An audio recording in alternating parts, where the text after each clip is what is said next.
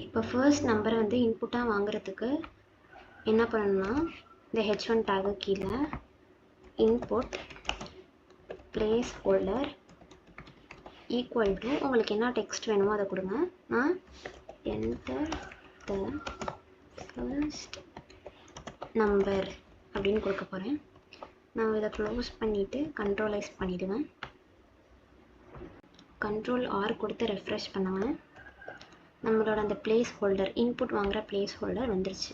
இதே மாதிரி செகண்ட் நம்பரை இன்புட் வாங்குறதுக்கு நம்ம பண்ண போகிறோம். ஓகே, அதே மாதிரி செகண்ட் நம்பருக்கு ஒரு இன்புட் வந்து க்ரியேட் பண்ணுங்கள். Input tag input placeholder equal to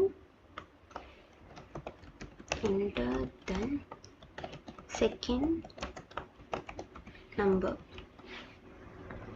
close பண்ணிடுங்க. Control S. நான் ரெஃப்ரெஷ் பண்ணுவேன். Control R. நமக்கு செகண்ட் இன்புட்டும் கிடச்சிருச்சு. இப்போ இது வந்து ஒரே லைனில் வருதா? ஸோ அடுத்தடுத்த லைனில் நீட்டாக வரத்துக்கு என்ன பண்ணலாங்கிறத பார்க்கலாம். அங்கே உள்ள இன்புட் டேபை வந்து செப்பரேட் லைனில் கொண்டு வரதுக்கு நம்ம ஒரு கிளாஸ் யூஸ் பண்ண போகிறோம். அந்த கிளாஸ் நேம் வந்து ஃபார்ம் கண்ட்ரோல். அதை இந்த இன்புட் டேக்குள்ளே அந்த கிளாஸ் நேமை ஆட் பண்ணணும். Class equal to form control. எல்லாமே லோயர் கேஸில் இருக்கணும். கிளாஸ் ஈக்குவல் ரெண்டு டேக்லையும் யூஸ் பண்ணிவிடுங்க, ஆட் பண்ணிவிடுங்க. Now control S. இப்போ இங்கே கண்ட்ரோல் R ப்ரெஸ் பண்ணுங்கள்.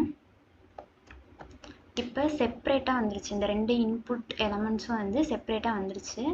பட் இந்த ரெண்டுத்துக்கும் நடுவில் ஸ்பேஸ் இருந்துச்சுன்னா இன்னும் பார்க்க நீட்டாக இருக்கும். ஸோ அதுக்கு என்ன பண்ணலான்னு பார்க்கலாம்.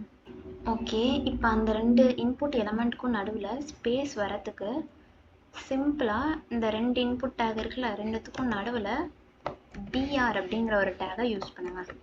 BR எதுக்கு அப்படின்னா பிரேக் பண்ணுறதுக்கு ஸ்பேஸ் கொடுக்கும் ரெண்டுத்துக்கும் நடுவில்.